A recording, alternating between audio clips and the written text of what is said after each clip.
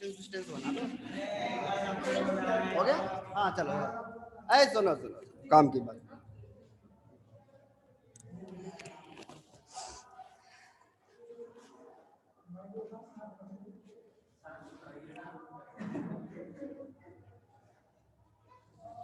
हाँ चलो, अच्छा देखो,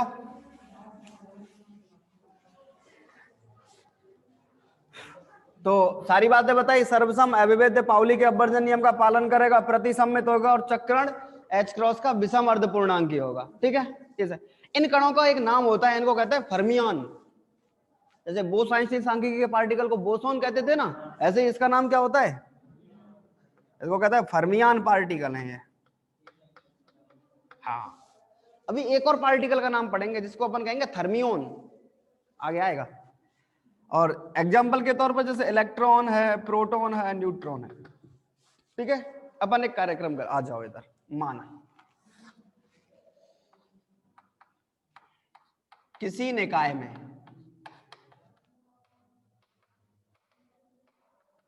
n सर्वसम पार्टिकल है या कण है। ठीक है, उस निकाय में ऊर्जा अवस्थाएं भी हैं। निकाय में ऊर्जा अवस्थाएं,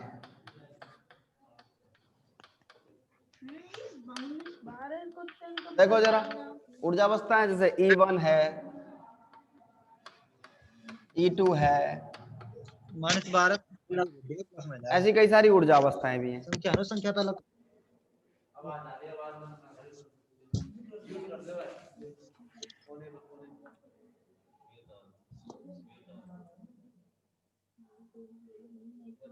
हाँ ठीक है, चलो कई सारी ऊर्जा अवस्थाएं हो गई। उन ऊर्जा अवस्थाओं के संगत कणों की संख्या भी है। ऊर्जा अवस्थाओं के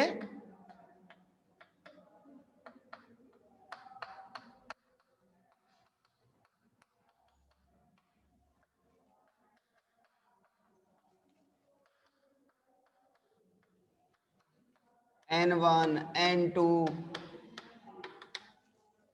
ठीक है सर जी, चलो अच्छा। एवं इन कणों के संगत कला कोष्ठकाओं की संख्या भी है। कला कोष्ठका मतलब क्वांटम अवस्थाएं, मतलब कण जिनमें रहेंगे। ठीक है, नहीं समझे बात? इन कणों के संगत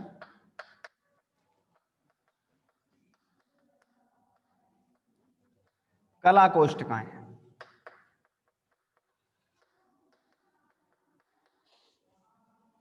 G1 G2 ऐसे करते करते बहुत सारी कला कोष्ठकाएं। लेकिन एक चीज ध्यान रखने वाली है, वो क्या है कि ये जो G है ये ग्रेटर देन n से। ठीक है, हर एक अवस्था के लिए। क्यों? क्योंकि अगर कम हुआ तो कण जा ही नहीं पाएगा। ये अपन ने पहले ही कह दिया, पाउली के अपवर्जन नियम का पालन है। एक अवस्था में केवल एक ही कण रहेगा, सिंपल बात। हाँ इक्वल रह सकता है, हाँ ये बात बिल्कुल ठीक है कि इक्वल रह सकता है, ये पॉसिबिलिटी है। और ग्रेटर देन होगा ये भी जरूरी है। लेकिन उसमें उसका मानने का जो तरीका है वो ये है कि एक जो फंक्शन आएगा हमारे पास आगे अभी, GI माइनस NI का फैक्टोरियल आएगा, तो अपन उसको जीरो का फैक्टोरियल नहीं कह सकते। मतलब अपन ये मान के चलेंगे कि GI कुछ ज्यादा है उससे, ये है उसका कहने का मतलब। अतः किसी IV अवस्था में, मतलब जैसे N1 N2 N3 तो NIV अवस्था ले लेते हैं। ठीक है, अतः किसी IV अवस्था में कणों के वितरण की प्रायिकता, जिस कणों के वितरण की प्रायिकता को ऊष्मागतिक प्रायिकता बोलते हैं अपन। जो पार्टिकल के जो डिस्ट्रीब्यूशन की जो प्रोबेबिलिटी है वही तो क्या है, कणों के वितरण की प्रायिकता। और इसी का नाम क्या होता है? इसी को कहते हैं थर्मोडायनेमिकल प्रोबेबिलिटी, ऊष्मागतिक प्रायिकता।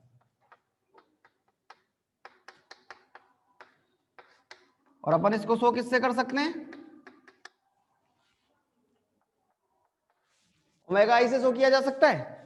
चलो, GI का फैक्टोरियल अपॉन NI का फैक्टोरियल, GI माइनस NI का, मैंने तभी कही थी वो बात कि ये जी आई माइनस एन आई का मतलब जी आई थोड़ा बड़ा रहेगा उससे, ये है उसका मतलब। ये किस में है? किसी आई वी अवस्था में। ऐसे ही अगर अपने, अच्छा ये प्रायिकता है, ये मीनिंग किसका है? प्रोबेबिलिटी है ये, मतलब किसी आई वी अवस्था में कणों के पाए जाने की प्रायिकता। ठीक, अगर ऐसे ही सारी की सारी स्थितियों के बारे में बात करें तो आ जाओ इधर, हटा दो इधर से।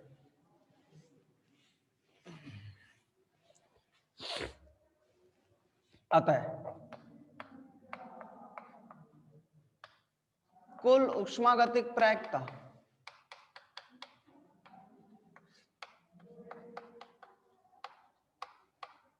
उसको W कहते हैं अपन।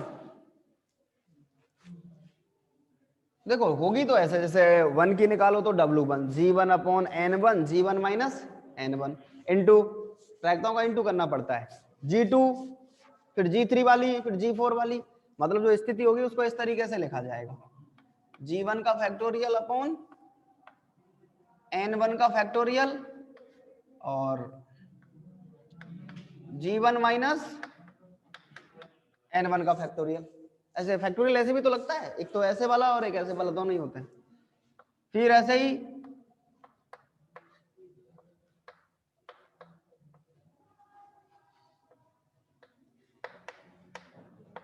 ये 2 माइनस N2 का फैक्टोरियल,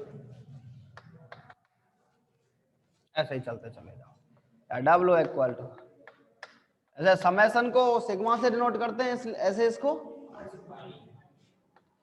अरे हो जाएगा आपके पास आई इक्वल टू 1 to n लिख देते हैं, एन आई का फैक्टोरियल और जी आई माइनस एन आई का फैक्टोरियल। आई का वैल्यू 1 से लेके क्या है n तक है। अपन क्या करते हैं, इसका लॉग ले लेते हैं, जैसे अपन ने उसमें किया था, इसका लॉग ले लेते हैं। तो पहले भी तो अपन बोसाइंसी सांख्यिकी के जैसा ही है। सर आप ऐसे कैसे प्रोबेबिलिटी लिख देते हो? मैं नहीं लिख रहा भाई, ये फर्मी डिराक सांख्यिकी का प्रोबेबिलिटी। एक्चुअली ये जो स्टैटिस्टिक्स है वो साइंटिस्ट की है, फर्मी और डिराक दो साइंटिस्ट हैं, उनके अकॉर्डिंग वो ये कहता है कि फर्मियन पार्टिकल में जो वितरण होता है वो इस तरीके से होता है। जिन पार्टिकल को वो फर्मी पार्टिकल कहता है, वो फर्मी पार्टिकल किसी स्टेट में इस स्थिति में पाए जाते हैं, उनके जो पाए जाने की जो प्रायिकता है, प्रोबेबिलिटी है, वो इस तरीके की है। ये हम नहीं कह रहे, ये तो फिक्स वैल्यू है उसका, जो फर्मी डिराक स्टैटिस्टिक्स से आता है। ठीक है, चलो इसका डिटेल्ड तो तुम्हें फिर एमएससी में पढ़ने को मिलेगा, इसका जो डिटेल्ड है कि ये कहां से आता है, ये फंक्शन कहां से आता है, ये अलग चीज है। अपन का अपना काम इतना है कि फंक्शन, ये फंक्शन यूज करना है हमें, वो फर्मी डिराक ने कहा है कि ऐसा होता है। ठीक है, हाँ लॉग लेने पर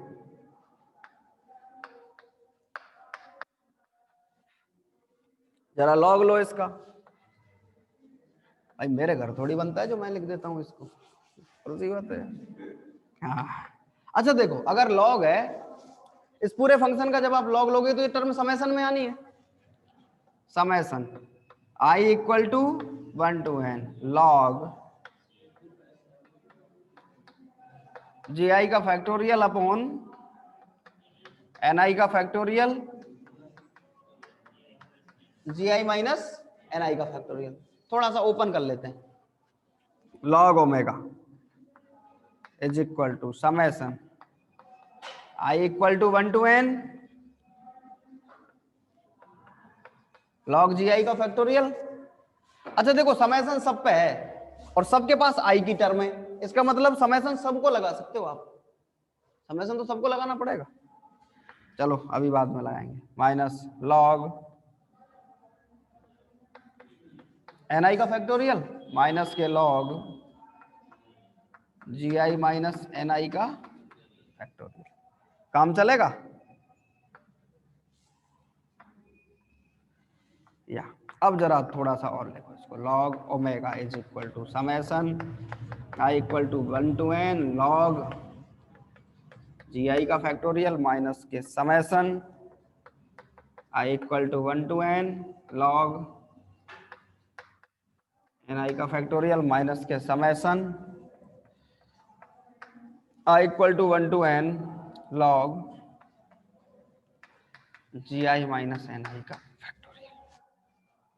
ठीक, देखो जरा एक बार की, फिर अपन क्या करेंगे, अगर ये ऊष्मागतिक प्रायिकता अधिकतम हुई तो इसका प्रथम अवकलज 0 के बराबर, उसको डेल एन आई के रेस्पेक्ट में फिर से अवकलन करेंगे और आगे कार्यक्रम करेंगे।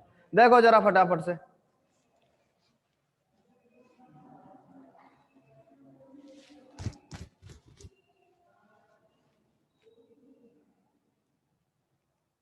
अरे इतनी स्पीड से कौन पढ़ता है।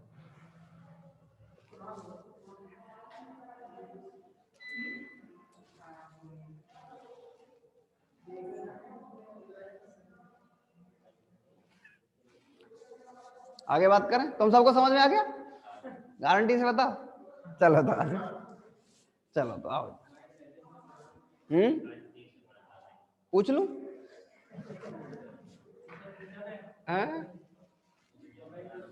चलो कोई बात नहीं। अच्छा सुनो आगे आगे से,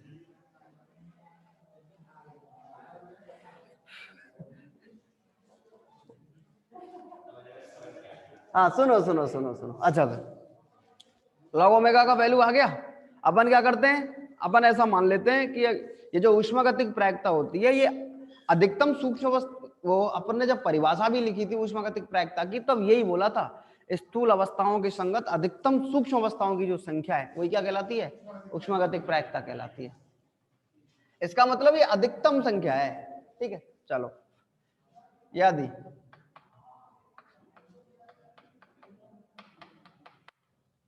ऊष्मागतिक प्रायिकता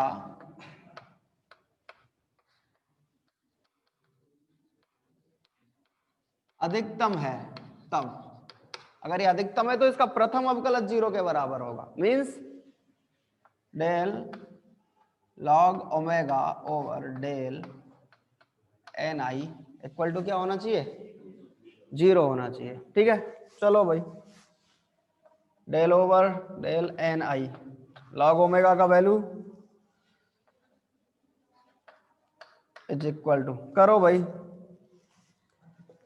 इसका तो 0,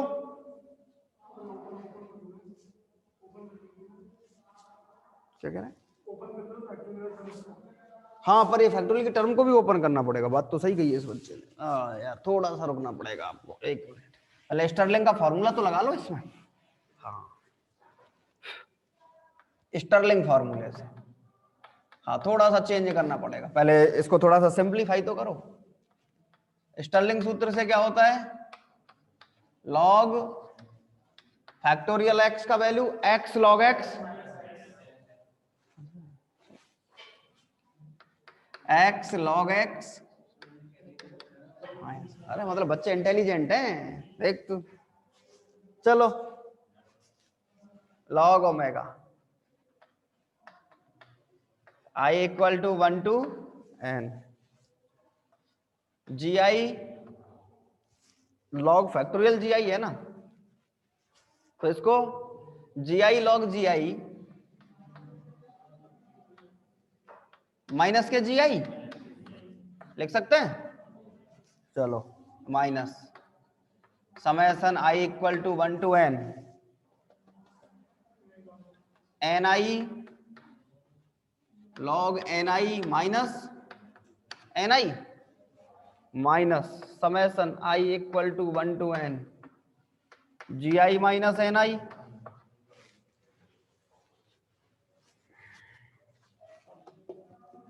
log G I minus N I minus K G I minus N आई, यही बनेगा क्या, हाँ बात तो यही है। अब जरा देखो अपन क्या कर सकते हैं, देखो ये माइनस के जी आई है प्लस के एन आई बनेगा, और इस टर्म में से ये माइनस के जी आई और प्लस के एन आई, लेकिन माइनस है इसके आगे भी यहाँ, तो अगर अपन देखो इसके साथ भी समेशन की टर्म है, अगर मैं इसको थोड़ा सा ऐसे लिख दूं log omega equal to summation I equal to 1 to N G I log G I minus N I log N I minus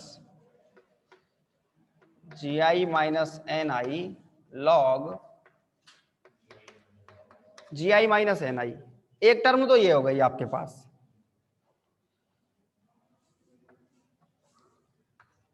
अब एक टर्म क्या बची है, plus summation I equal to 1 to N, ये बचा आपके पास माइनस के तो जी आई बचा, ठीक है।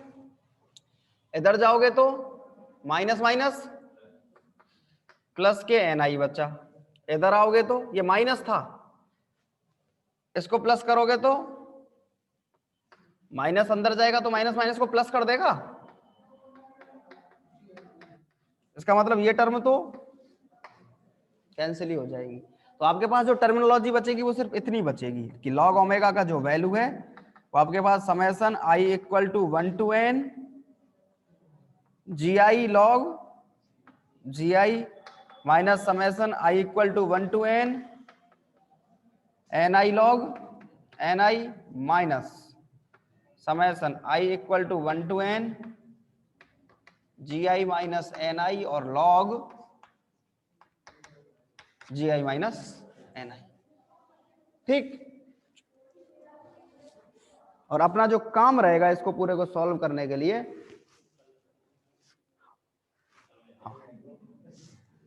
लॉग ओमेगा का वैल्यू आ गया ये अपने पास। अब अपन क्या करेंगे, इसको डेल एन आई के रेस्पेक्ट में डिफरेंशिएट करेंगे एक बार की, और फिर अपन ऐसे ही दो स्थितियां वहां जो मानी थी, एक तो माना था ऊर्जा के लिए और एक कणों की नियत संख्या के लिए, फिर अनिर्धारक गुणांक विधि और आगे का कार्यक्रम, और वो सारी बातें अपन कल करेंगे, ठीक है।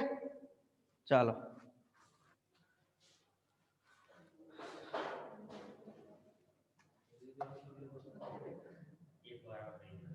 नमस्ते नमस्ते।